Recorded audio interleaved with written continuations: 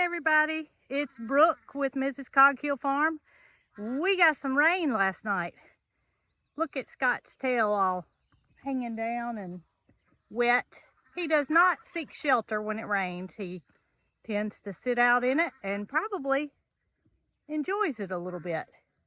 But I just noticed something that I want to go over and show you guys. Okay, so here we are at the aviary, and this is what happens every morning. You see what's sitting on that nest?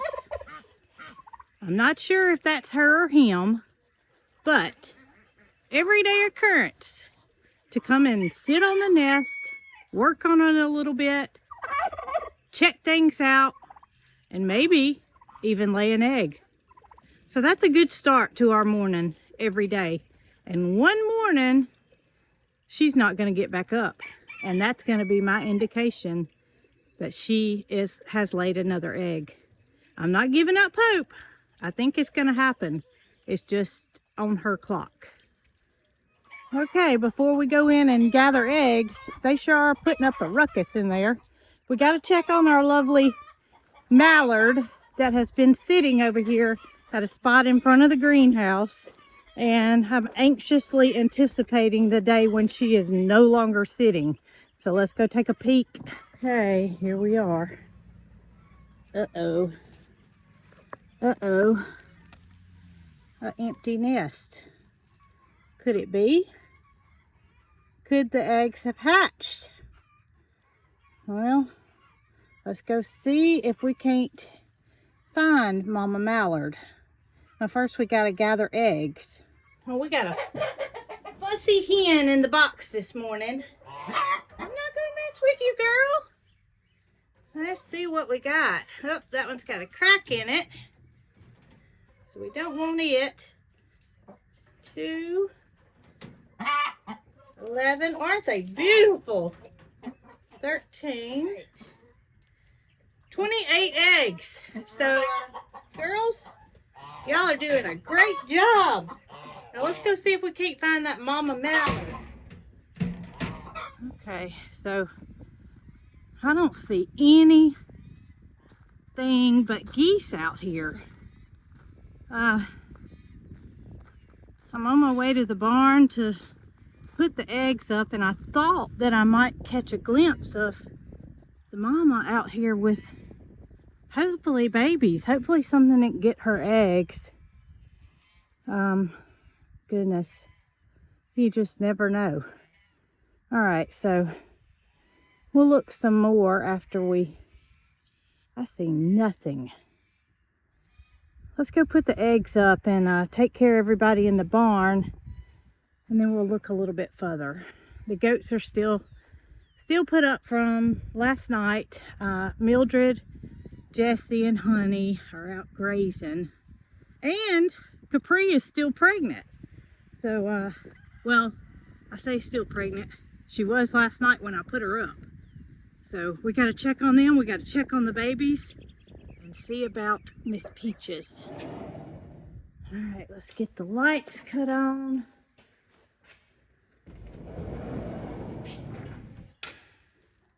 All right. Good morning, Miss Peaches. Have you heard any talk of babies out here? I'm gonna feed you, but let's go check on these goats first and make sure there's not any babies. Oh, there's Capri. No babies. Okay, Peaches, I'll let these girls out, girls and boys, Tipper and Top, and I'll go back in and feed her and then take care of Miss Fifi. And it's just amazing to me how everybody comes out in the morning except for Capri. All right, Miss Peaches, come over here and let's get you fed. Here you go, girl. Here you go. There you go. All right, so let's get Miss Capri in here and on the stand. Come on, baby girl. Come on. Come on. That girl. Come on. Come on.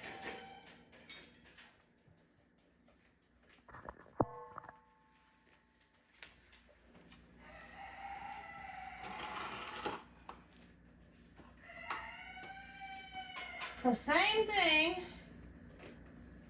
I think we're getting real close. I'm not sure how close, but we're getting closer. So Capri's still doing well with her milk stand training, and I am still doing the same thing with Fifi.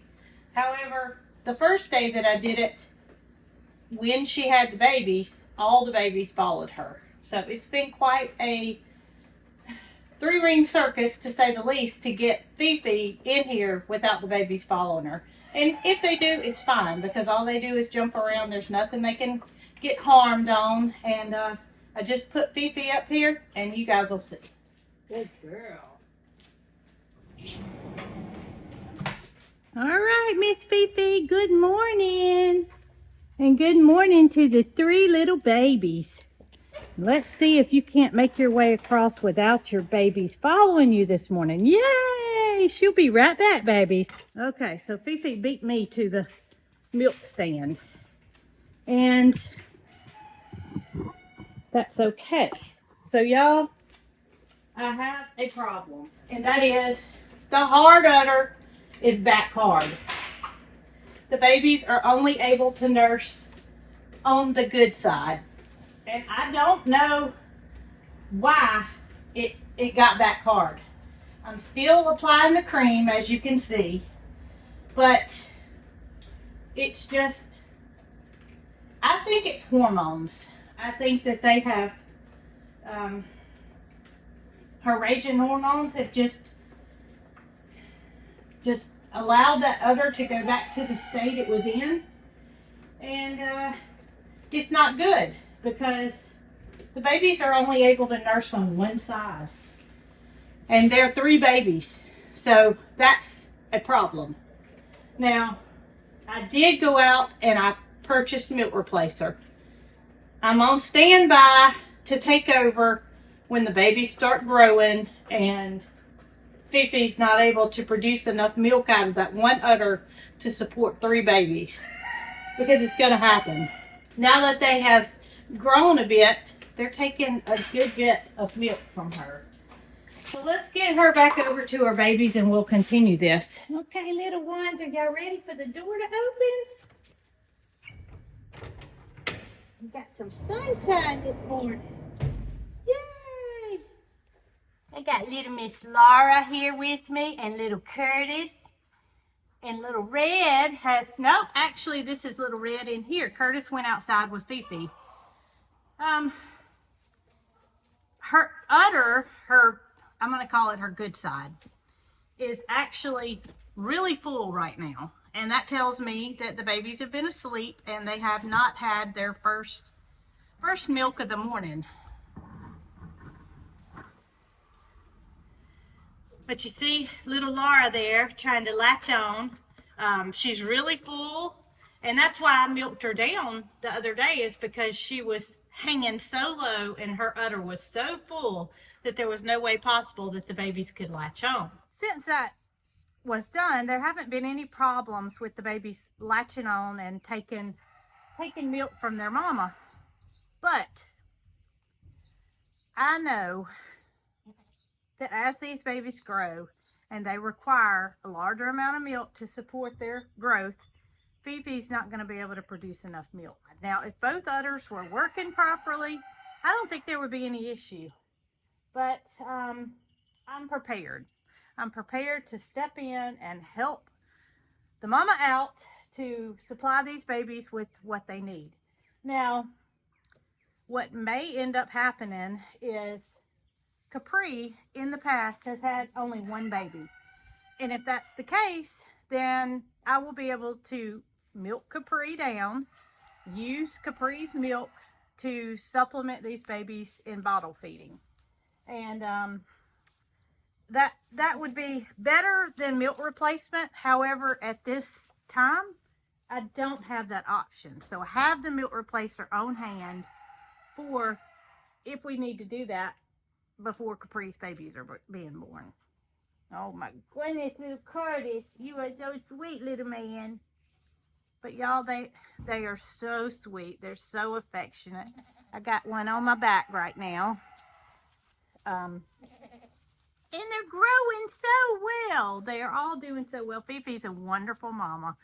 And being able to open this area up to where Fifi can go into the grass area has been wonderful. The babies don't go far yet. They step right out onto the dirt. They stay in the stall for the most part. But they have that option. It looks like Fifi might be headed out now. Maybe not.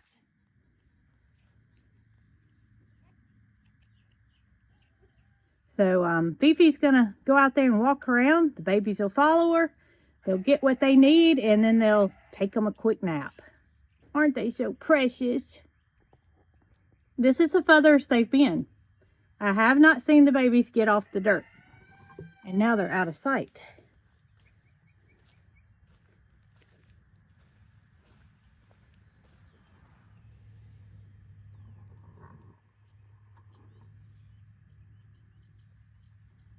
But y'all can see all three of them are perfectly healthy and hopping around and just a joy to be around. They don't leave Mama's side. Uh-oh, little Curtis got left behind. He had to go. So while the unexpected did happen, Fifi's udder did harden back up.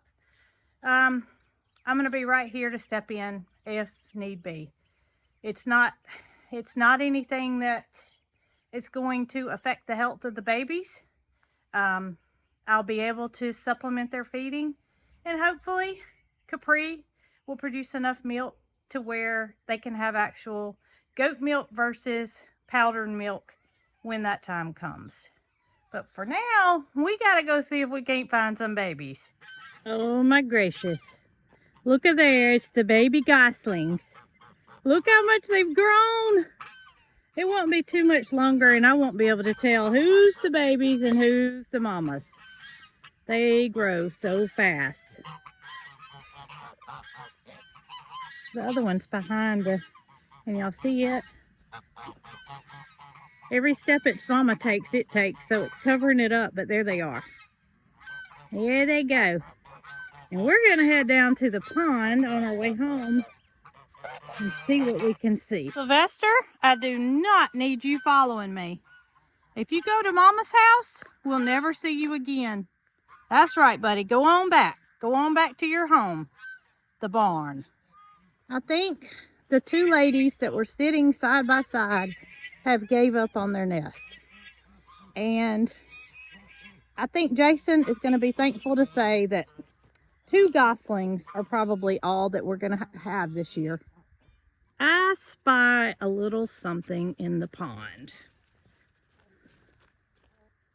I'm sorry if this is a little bit wobbly, but I can't believe my eyes.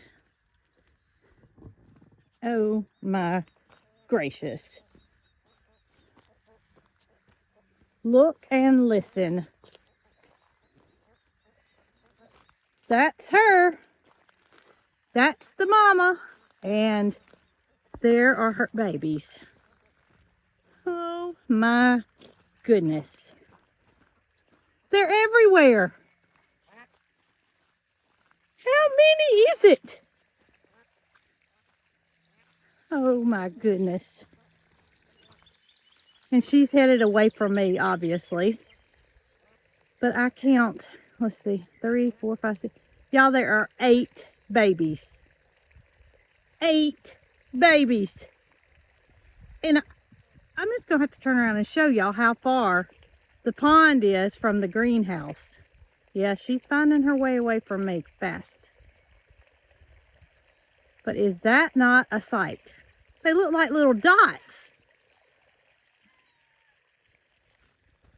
Okay, so here we are. This is the pond. And as far as you can see up on the other side of the hill, I can't even hold the camera that high, is the greenhouse. This mama traveled a very long way with those 8 babies. And it had to have just happened because yesterday the nest was there. Okay, not expected. Well, while I know Jason would not have been happy with, well, 8 baby goslings, maybe he won't mind 8 baby mallards. Maybe. This was quite an exciting find, and really kind of makes my heart happy. I was thinking the worst when I saw that she was gone, because anything could have happened. I really did not, I thought she had been sitting much longer than 30 days. We had moved the chicken coop. She was there. Y'all know how many days it's been that I've showed you that she was sitting. That's been a long time. And I was really just expecting the worst. So to say this was a good outcome, I'd say so. All right, Sylvester, you followed me all the way down here. I'm going to have to take him back before I go back inside, because my mama does not need another cat. Y'all be good.